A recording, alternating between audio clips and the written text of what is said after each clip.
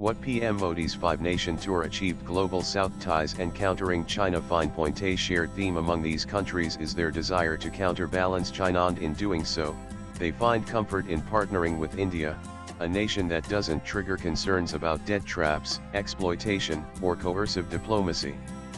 It's that reputational dividend that is driving the wave of historic state honors, deepening economic and strategic ties, and rallying support to India against terror. And the most recent of Modi's visits was to Namibia.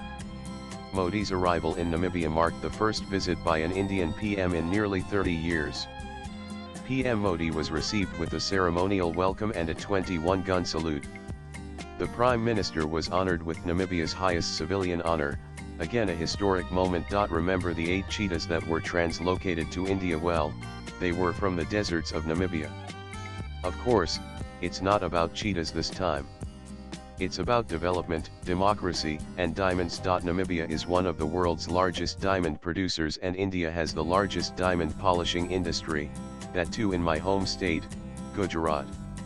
I am confident that in the coming times our partnership will also shine like these diamonds. PM Modi. PM Modi was also conferred pic. Twitter.com Wisco SX9 Friday Vikrant Vic speaks 1 July 9, 2025. A stable democracy in Africa, Namibia is a powerhouse of untapped natural wealth: marine diamonds, uranium, cobalt, lithium, rare earths, all of which India is interested in.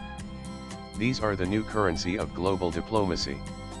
And India wants direct access to Namibian diamonds bypassing the expensive hubs like London and Antwerp. Indian companies have already invested 800 million in Namibia's mining sector. The visit was aimed at scaling that further. As per Maya, we see Namibia as more than just a supplier. And rightly so. This is a strategic relationship, not a transactional one. Namibia could become central to India's supply chain for critical minerals, helping reduce reliance on China.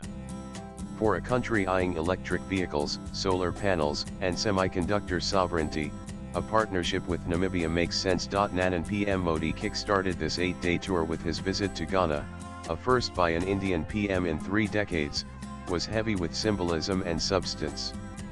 He was received by the Ghanaian president at the airport and welcomed with chants of Hare Rama Hare Krishna.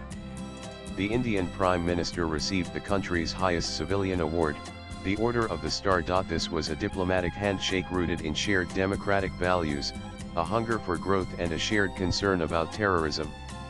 With a record of peaceful transfers of power, Ghana is an oasis of democracy and stability in a region fraught with coups and conflicts. It makes a natural African partner for India. Ghana, Africa's largest gold producer, is now becoming central to India's ambitions thanks to its lithium reserves. PM Modi made it clear India is here to partner, not plunder. Deals were signed across fintech, defense, and culture. A notable highlight: Ghana's agreement to adopt India's UPI within 6 months. Digital diplomacy in action. There were security concerns too. Ghana, bordering the increasingly unstable Sahel region with terrorism-stricken Burkina Faso to its north, is facing the threat of jihadi extremism. India has stepped up, offering defense cooperation, training, and cybersecurity assistance. In return, President John Mahama stood firmly with India, even condemning the Pahalgam terror attack. Ghana also supports India's bid for UNSC reform. Indian companies have already invested close to $2 billion across nearly 900 projects, and now both nations have set an ambitious goal to double bilateral trade over the next 5 years. As PM Modi put it, India is not just a partner but a co-traveler in Ghana's journey of nation building. And in the Caribbean, it was emotion and history that took center stage. Trinidad and Tobago, home to a large Indian diaspora, 42% of its population, rolled out a uniquely personal welcome. This was the first visit by an Indian PM to TT since 1999. But this wasn't the first time Narendra Modi was setting foot here.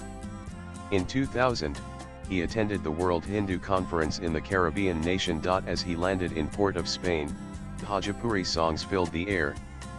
Prime Minister Kamla Prasad Bisesar was dressed in traditional Indian attire. Having roots in Buxar, she was hailed by PM Modi as Bihar ki Bidi. Like her ancestors, like the hundreds of thousands of other Indians were shipped to the other side of the world to Caribbean lands in 1845 as indentured laborers by the British. Since then, TT became their home. But this diaspora has not forgotten its roots. But it wasn't all nostalgia.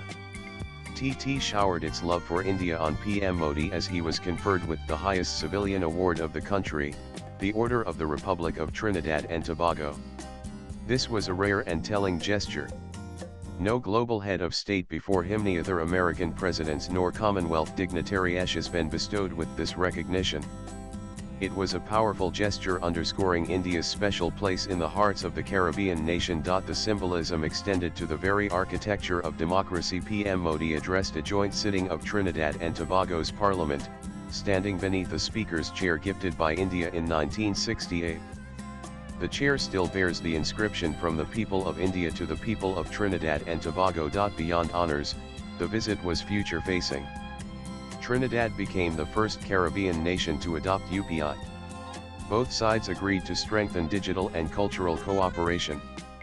And with that, the Prime Minister turned to Argentina. Nan Argentina, land of Messi and Maradona, and now libertarian President Javier Milei saw its first Indian prime ministerial bilateral visit in 57 years.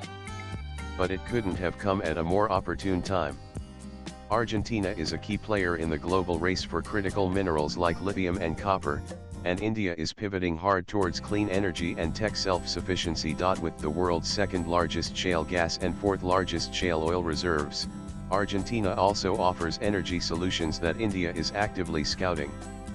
The two countries set the stage for deeper economic integration, especially in energy, mining, and pharmaceuticals. Indian generic medicine manufacturers are likely to make inroads, offering Argentine citizens more affordable healthcare options. India also showcased UPI as a stable financial model, a timely offering for an economy battling inflation and instability. Milei, by all accounts, was intrigued.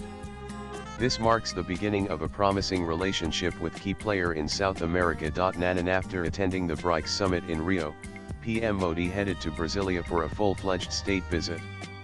Brazil rolled out the red carpet. Modi was conferred the Grand Collar of the National Order of the Southern Cross, Brazil's highest civilian honor. The two countries set an ambitious goal, doubling bilateral trade to 20 billion in 5 years. Brazil is the largest diversified economy in South America, with the 7th largest GDP in the world. As a critical supplier of crude oil, rare earths, and other minerals, with substantial production capacity, Brazil becomes an important partner for India. It is a key mover in Global South politics alongside India and does it with grace, professionalism, and honor, all while balancing giants like China and the US. This strategic partnership has tremendous potential. Brazil is reportedly eyeing Indian defense systems like the Akash air defense and BrahMos missiles.